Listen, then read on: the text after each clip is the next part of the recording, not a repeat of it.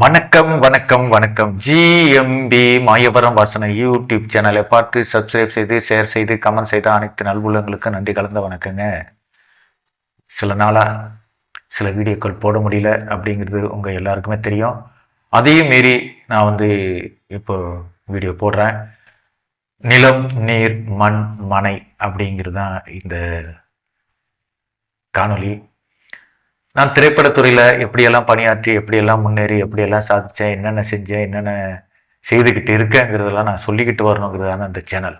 ஏன்னா மற்றவங்களை பற்றி நான் அதிகமாக பேசுறதை விட நம்மளை பற்றி நம்ம மற்றவங்களுக்கு தெரியப்படுத்தணும். நம்ம என்ன சாதித்தோம், என்ன பண்ணணுங்கிறது சொல்லணும். இந்த நிலத்துக்காக இந்த மண்ணுக்காக ஒவ்வொரு மனிதனும் வெவ்வேறு விதத்தில் போராடிக்கிட்டு இருக்காங்க.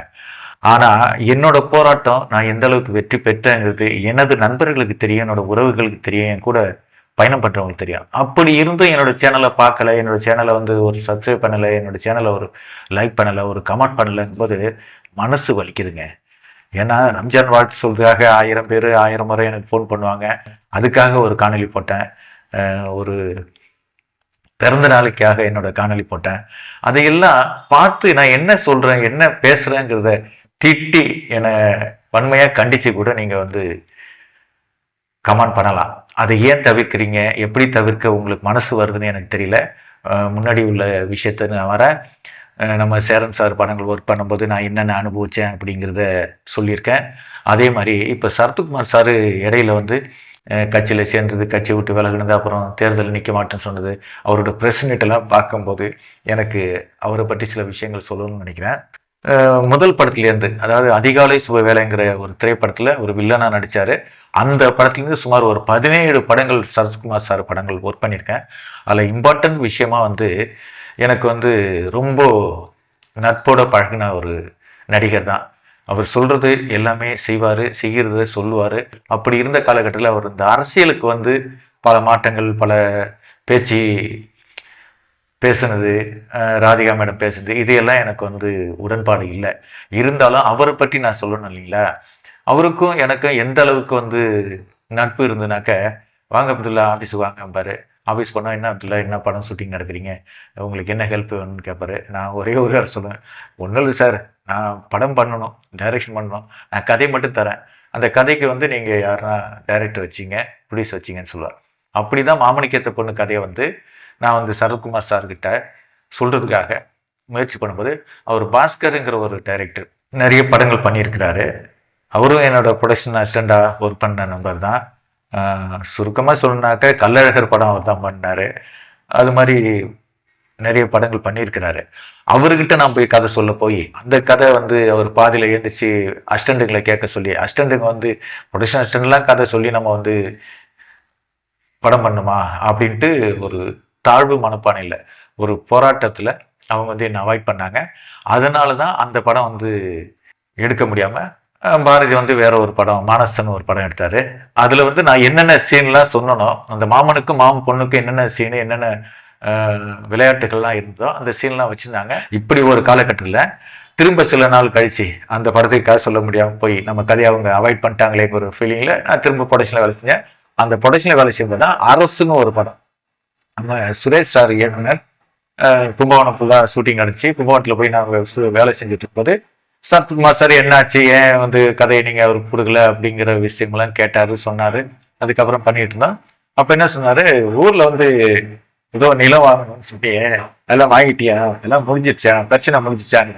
ஏன்னா என்னோட கிராமத்தில் என்னோட மண்ணை, என்னோட நிலத்தை மற்றவங்க அபகரிச்சுக்கிட்டாங்க, மற்றவங்க பிடுங்கிக்கிட்டாங்க. இதையெல்லாம் சரத்குமார் சார்கிட்ட நான் பல முறை சொல்லியிருக்கேன். சொல்லிட்டு ஆஃபீஸில் உட்காந்து பேசிகிட்டு இருப்போம். இப்போ மோகன் ஒரு மேனேஜரு, அண்ணன் சந்திரகுமார் அண்ணன், இவங்க எல்லாமே இருப்பாங்க. அப்படி ஒரு சூழலில் என்னைக்கோ சொன்ன விஷயம் நிலத்தை பற்றி அதை இப்போ சொல்கிறாரு அப்படின்ட்டு பேசிகிட்டு இருந்தோம். பேசிகிட்டு இருக்கும்போது என்ன சொன்னார், நான் ஒரு வாய்ப்பு தரேன், அந்த வாய்ப்பை நீங்கள் பயன்படுத்திங்கன்னாரு சரத்குமார் சார். சார் என்ன சார் சொல்லுங்கள் சார். இல்லை, ரவிக்குமார் சார் படங்கள் தான் இத்தனை படம் வேலை செஞ்சுருக்கீங்களே, அவர் கதை கேட்டுட்ருக்காரு, உங்கள்கிட்ட இருக்க கதையை போயிட்டு ரவிக்குமார் சார்கிட்ட சொல்லுங்கள், நான் வேணா சென்னைக்கு போகிறேன், என் கூட காரில் வந்துருங்க அப்படின்னாரு. எனக்கு அப்படியே ஒரு மாதிரியாக கொஞ்சம் யோசிச்சுட்டு அப்படியே இருந்தேன். என்ன அப்துல்லா, நிலம் வாங்கணும்ல, நீங்கள் விட்ட நிலத்தை உங்கள் அப்பாவோட நிலம் ஒரு ஏக்கர் நிலத்தை வந்து பிடிங்கிட்டாங்க, ஏமாத்திட்டாங்கன்னு சொன்னீங்களே, அந்த நிலத்தை வாங்கணும்ல, நீ இந்த கதையை கொடு, இந்த கதையை போயிட்டு ரவிக்குமார் சார்ட்ட சொல்லு அப்படின்னாரு. நிலம் வாங்கணும் அப்படிங்கும்போது இந்த அட்வான்ஸை வாங்கி நிலம் வாங்கணுங்கிற ஒரு எண்ணம் மனசுக்குள்ள இருந்துச்சு. இருந்தாலும் ரவிக்குமார் சார்ட்ட ஒரு 10-20 பேர் கதையில்லா கான்ட்டு உட்காந்து பேசிட்டு இருக்காங்க, கதை விவாதம் பண்ணிட்டு இருக்காங்க. அந்த இடத்தாண்ட நம்ம போயிட்டு கதை சொல்லி அது ஓகே பண்ண முடியுமா? ஏற்கனவே 2 முறை டைரக்டர்கிட்ட கதை சொல்லி அது வந்து அரசியல் கதையா இருக்கு, அது வந்து கிரைம் சப்ஜெக்டா இருக்கு அப்படிங்கிற மாதிரிலாம் அவாய்ட் பண்ணிட்டோம். அதனால என்ன சொன்னேன், வேண்டாம் சார், நீங்க இங்கேருந்து கும்பகோணத்திலேருந்து அரசு படம் ஷூட்டிங்லேருந்து என்னை அழைச்சிட்டு போயிட்டு ரவிக்குமார் சார் ஆஃபீஸில் விடுவீங்க, நானும் அங்கே கதை சொல்லுவேன். கதை ஓகே ஆயிடுச்சுன்னா நான் நிலம் வாங்கலாம், கதை ஓகே ஆகலைனாக்க இருக்கிற வேலையும் விட்டுட்டு திரும்ப எனக்கு வேலை கிடைக்காது சார். இத்தனை நாளாக நான் வந்து அந்த கதை சொல்கிற விஷயத்தையே மறந்துட்டேன், பாட்டு எழுதுகிற விஷயத்தையே மறந்துட்டேன் அப்படின்னு சொல்லிட்டேன். அப்போ சரத்குமார் சார் சொன்னார், என்ன அப்துல்லா, ஏதாவது ஒன்று பெறணும்னா எதாவது ஒன்று இழக்கணும், இழந்தாதான் ஒன்று பெற முடியும்னு. நான் சொன்னேன், ஒரு 3-4 வருஷமா இதே முயற்சியிலே கதைக்காக ஸ்கிரிப்டு பாடல் இசைன்ட்டு ஓடி ஓடி ஓடி ஓடி எந்த ஒரு நன்மையும் பெறக்கல, யாரும் எனக்கு வந்து வாய்ப்பு தரல. அப்படி இருக்கும்போது நான் இந்த அரசு படம் வேலை செஞ்சேன்னா ஒரு 20-30 சம்பளம் எனக்கு கிடைக்கும், அந்த சம்பளத்தை கொண்டு என்னோட நிலத்தை வாங்குவேன், அந்த நிலத்தை நான் நூக்குவேன் அப்படின்னு சொல்லிட்டு சரத்குமார் சொன்னேன். சரத்குமார் சார் சொன்னாரு, சரிங்க அப்துல்லா, உங்களுக்கு விதி அப்படிதான் இருக்குன்னா அதை மாற்ற யாரால முடியாது, திரும்பவும் நீங்க ப்ரொடக்ஷன் வேலை செய்யறது எனக்கு பிடிக்கல, இருந்தாலும் நீங்க வந்து வருமானத்தை பாக்குறீங்க, இவ்வளவு நாள் கஷ்டப்பட்டேன், அதனால திரும்ப அந்த வேலைக்கு வந்துட்டு அரசு படத்துக்கு சரத்குமார் சாரு எனக்கு அந்த வாய்ப்பை தரேன்னு சொன்னாரு. அந்த வாய்ப்பை நான் பயன்படுத்திக்கல. அதனாலதான் அந்த 300 குழி நிலத்தை எங்க சித்தப்பா வந்து நிலத்தை வித்துட்டு என் பேர்ல உள்ளது எங்க தாத்தா பேர்ல வந்து அப்பா பேர்ல இருந்து அவரே தான் வாரிசுன்னு வித்துட்டா இல்லைங்களா, அந்த நிலத்தை இன்னமும் மீட்க முடியாம இருக்கு. ஐயா கோயில் பக்கத்துல பல காணொலியில சொல்லிட்டு இருப்பேன். அப்படிப்பட்ட சூழல்ல நம்ம அரசு திரைப்படம் நான் ஒர்க் பண்ணும் போது எனக்கு சரத்குமார் சாரு கதையே கொடுன்னு கேட்டாரு. அதுதான் மாமனுக்கு ஏத்த பொண்ணு. அந்த கதையை என்னால போய் சொல்ல முடியல. ஏன்னா இங்க இருந்து அழைச்சிட்டு போயிட்டு ஒரு கதை சொல்ல போறோம்னு வச்சுங்களேன், எல்லாருமே வந்து கோ டைரக்டர் ஒர்க் பண்ணி 10 படங்கள் ஒர்க் பண்ணி அசிஸ்டண்டா ஒர்க் பண்ணி அவங்க வந்து டைரக்டருக்கு அவங்களுக்கும் பயங்கர பிணைப்புல இருக்கும், பயங்கர நட்புல இருக்கும். இவங்க என்ன சொல்றாங்களோ அதுதான் டைரக்டர் ஓகே பண்ற மாதிரி ஒரு சூழல் இருக்கும். இவங்களை மீறி இவங்க தான் எனக்கு ஆல்ரெடி எல்லாருமே வேண்டாதவனா இருக்கனே. என்ன கேட்டீங்கன்னா, அவன் கேட்குற சாப்பாடு கொடுக்கணும், கேட்குற ஸ்வீட்டை கொடுக்கணும், கேட்குற ஜூஸு கொடுக்கணும், சமயத்தில் சிகரெட்டு கேட்பாங்க கிங்ஸு, அதை வாங்கி கொடுக்கணும், அதெல்லாம் கணக்கில் எழுத முடியாது. டைரக்டர் கொடுக்கணும்னாக்க இவங்களுக்கும் கொடுக்கணும்னு எதிர்பார்ப்பாங்க. இந்த எதிர்பார்ப்பை நான் நிறைவேற்ற முடியாதனால பல இடங்கள்ல, பல படங்கள்ல, பல நேரங்கள்ல, பல மனிதர்களால வந்து நான் வந்து ஒதுக்கப்பட்டிருக்கேன். அவங்களால தான் நான் இந்த அளவுக்கு போராடியும் என்னால் ஜெயிக்க முடியலங்கிறத நான் உணர்ந்திருக்கேன். எனக்கு ஓரளவுக்கு நேர்மையா இருக்கணும், ஓரளவுக்கு ப்ரொடியூசர் சொல்றதை கேட்கணும், ஓரளவுக்கு சீப்பு சொல்றதை கேட்கணும், நம்ம யாருக்கு என்ன கொடுக்கணுமோன்னு தெரியும், அதை கொடுத்துருவோம். அதை மீறி நம்ம வந்து போய் கதை சொல்றோம், பாடல் எழுதணும், இயக்குனர் கூட சரிக்கு சமம் உட்காடுறோம் அப்படிங்கும்போது அங்க உள்ள நண்பர்களுக்கே பிடிக்காது, என் கூட பணியாற்றவங்களுக்கே பிடிக்காது.